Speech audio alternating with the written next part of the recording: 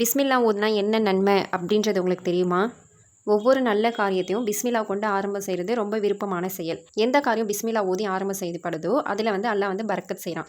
எந்த காரியம் பிஸ்மில்லா கொண்டு ஆரம்பிக்கலையோ அதில் பரக்கத் எடுபட்டுருது அப்படின்ட்டு நபி ஸல்லல்லாஹு அலைஹி வஸல்லம் சொல்லியிருக்காங்க. ஒரு ஹதீஸில் வருது, எந்த ஒரு காரியம் பிஸ்மில்லா கொண்டு ஆரம்பிக்கப்படலையோ அந்த ஒரு காரியம் ஆதரவற்றதாயிடுது அப்படின்ட்டு நபி ஸல்லல்லாஹு அலைஹி வஸல்லம் அவங்க சொல்லியிருக்காங்க. நபி ஸல்லல்லாஹு அலைஹி வஸல்லம் அவங்க எந்த ஒரு நல்ல காரியத்தை செய்ய ஆரம்பித்தாலும் பிஸ்மில்லாவை அதிகமாக ஓதுவாங்க.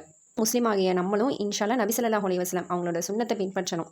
வீட்டில் நுழையிறப்ப, தண்ணி குடிக்கிறப்ப, ஆடை அணியிறப்ப, செருப்பு அணியிற நேரத்தில், ஏதாச்சும் கிதாபு படிக்கும் போதும் இல்லைனா எழுதும் போதும் இந்த மாதிரி ஒவ்வொரு விஷயத்துலையுமே நம்ம பிஸ்மில்லா ஓதுறதை வழமையாக்கிக்கணும். இது ஒரு லேசான அமல் தான். இதுக்குன்னு எந்த ஒரு உழைப்பும் சிரமமுமே கிடையாது. ஒரு நேரமும் செலவாகாது. இதனால் நம்மளுக்கு அதிகமான பயன்களும் கிடைக்கும். அதே மாதிரி நபி ஸல்லல்லாஹு அலைஹி வஸல்லம் அவங்க சுன்னத்தை பின்பற்றிய நன்மையும் நம்மளுக்கு கிடைக்கும். இன்னும் நம்மளுடைய செயலேட்லையும் நன்மையெல்லாம் எழுதப்படுது. இன்ஷா அல்லாஹ் ஒரு காரியத்தை செய்தாலும் பிஸ்மில்லா கொண்டு ஆரம்பியுங்கள்.